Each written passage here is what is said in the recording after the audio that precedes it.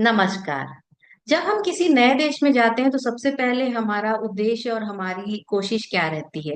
सबसे पहले हमारी उद्देश्य और हमारा कोशिश रहता है उस देश के नियम कानून को जानना, वहाँ की संस्कृति को समझना, क्या व्यवहार किस देश में अच्छा अनुकूल माना जाता है, क्या प्रतिकूल माना जाता है, और उस देश के नियम कानून और संस्कृति के अनुसार अपने जीवन को ढालना। यही हमारा एक मात्र पहला उद्देश्य रहता है किसी भी अनजाने देश में जाने से। क्योंकि जब आप इस तरह से करते हैं कि उस देश के नियम कानून और संस्कृति के अनुसार चलते हैं, तो आपका जीवन आसान हो जाता है, वहां के लोग आपको पसंद करते हैं और आपका जीवन जो है वो सुखमय होता है।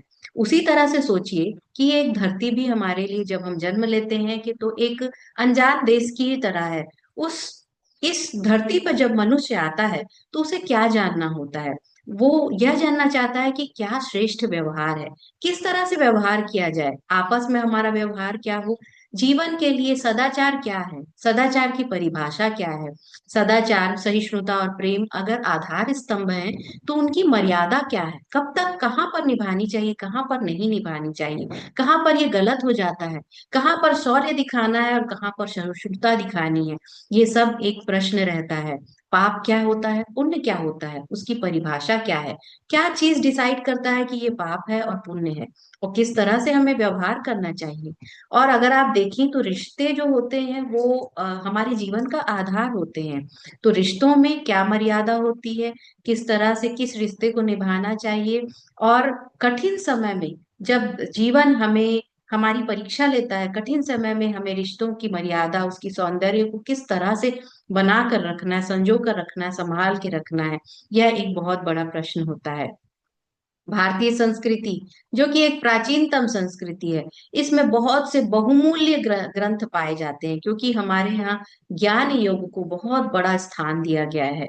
बहुमूल्य ग्रंथ हैं जो कि अवतारी पुरुषों और महिलाओं के जीवन से प्रेरित, उनकी वाणियों से प्रेरित होते हैं। और ये हमारा मार्गदर्शन करते हैं कि एक श्रेष्ठ नागरिक को, एक श्रेष्ठ इंसान को, एक श्रेष्ठ मनुष्य को किस तरह से व्यवहार करना चाहिए। ऐसा ही एक बहुमूल्य प्राचीनतम आदि काव्य ग्रंथ है रामायण, जिसमें हमारे अवतारी पुरुष श्री राम हम और हमारी अवतारी जो जो महान महिला है माता सीता, उनके जीवन के बारे में दिया गया है। किस तरह से उन्होंने अपना जीवन जिया, किस तरह से उन्होंने सत्य और सहिष्णुता और जीवन की जीने की विभिन्न पहलुओं की क्या मर्यादाएं रखी, ये उनके बारे में दिया हुआ है। हमें जीवन जीने की कला सिखाता है ये ग्रंथ। हमारी संस्कृति आज दुनिया की प्राचीनतम जीवित संस्कृति है।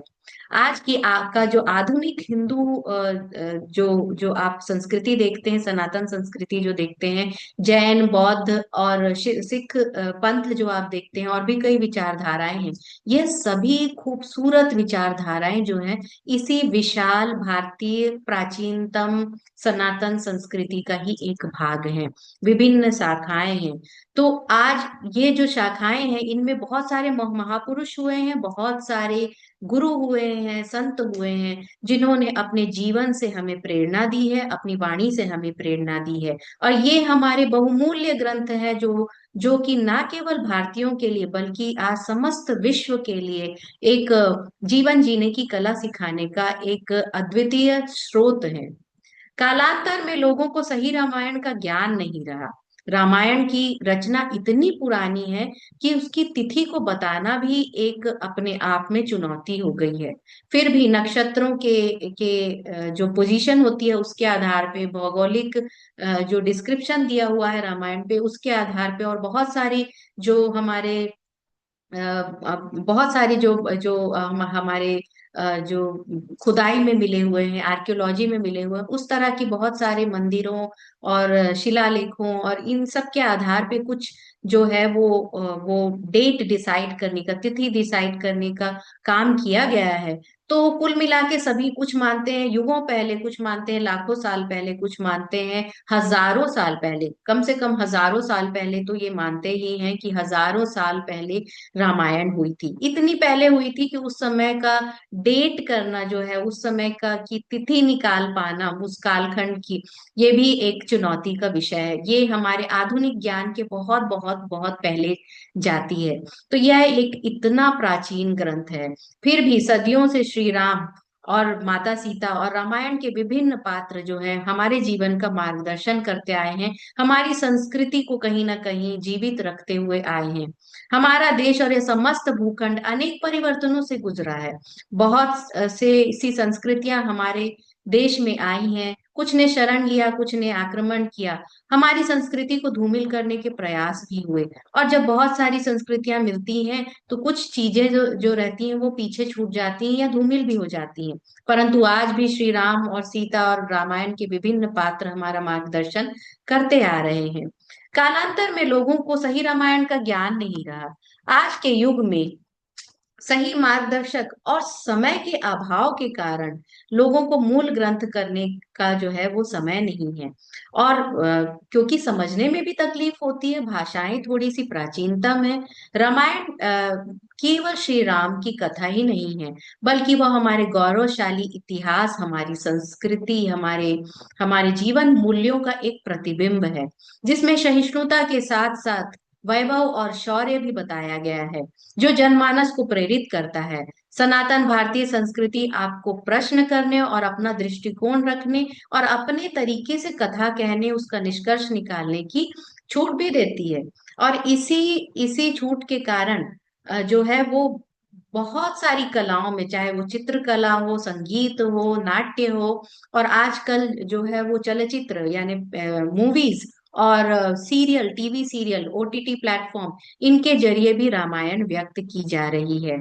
लेकिन ये सब विचार अभिव्यक्ति की स्वतंत्रता में भी कई बार ऐसा होता है कि कहीं कहीं कोई सत्य पीछे छूट जाता है, या किसी सत्य को किसी अन्य तरीके से दिखाया जाता है, और फिर एक दूसरे की संस्कृति को प्रभावित करने के का कार्य तो निरंतर चलता ही रहता है। ऐसे में बहुत जरूरी है कि हम जाने कि मूल रामायण क्या है, मूल उद्देश्य क्या है, कि क्यों हमारे विभिन्न तरह के ऋषि मुनियों ने इस कथा को बार बार कहा है, और किस तरह से सत्य को उजागर करना चाहा है। इसका मूल उद्देश्य क्या है, यह जानना हमारे लिए बहुत बहुत जरूरी हो जाता है। मैं आप सभी का हमारे ऑनलाइन प्रोग्राम रामायण एक संपूर्ण अध्ययन, इतिहास से आध्यात्म तक में हार्दिक स्वागत करती हूँ। मैं ऋतुराज मिश्रा इस कार्यक्रम में आपकी सूत्रधार रहूंगी। इस कार्यक्रम का उद्देश्य मूल श्रीमद वाल्मीकि रामायण का अध्ययन और साथ साथ सम्माननीय लोकप्रिय ग्रंथ भगवत प्राप्त गोस्वामी तुलसीदास जी द्वारा रचित श्री रामचरितमानस का अध्ययन, विवेचन, गुण रहस्य, आध्यात्मिक अर्थ और सत्यता, इतिहास और इसके मूल उद्देश्य को जानना जानना ही हमारा उद्देश्य रहेगा। यह सिर्फ एक बुक पढ़ना नहीं है, इसमें हम अंदर जाएंगे और उसके उसके जो मूल आत्मा है उसको छूने की कोशिश करेंगे।